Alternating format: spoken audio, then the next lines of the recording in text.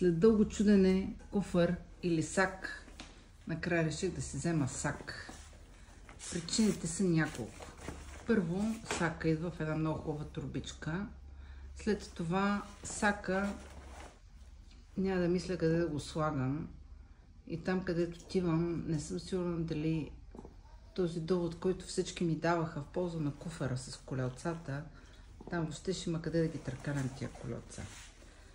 Да не говорим, че сака би трябвало да е много по-лек, отколкото е куфара. И това нещо за мен е много важно, защото всеки грам ми е ценен. Я да видим какъв е този сак. Лени, show us.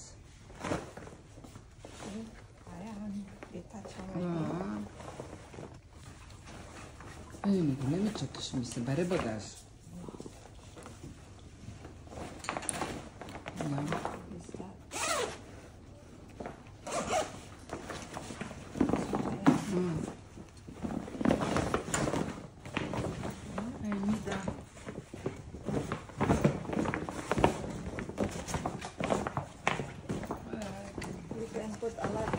Yes.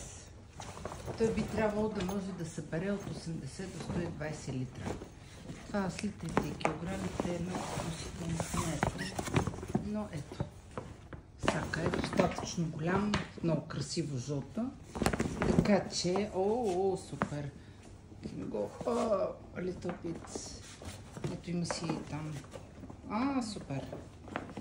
Може да се носи като раница, въобще има много джобове. There is a lot of pocket. Yes, there's a secret inside. Да, yes. Both sides the other. Yes. That is the pocket inside. I think you can still make it more bigger. Really? Oh yes.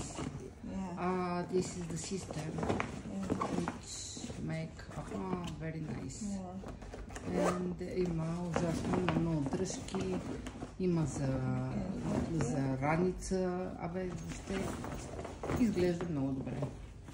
Here is the only pocket, the outside. Only this? Yeah. Are you sure? This, because this for widening. I'm making it big. That's right. You can put your name there. Yeah. Nice. Супер. Да видим колко ще съберем багаж. I think I can get inside. You want to take with me?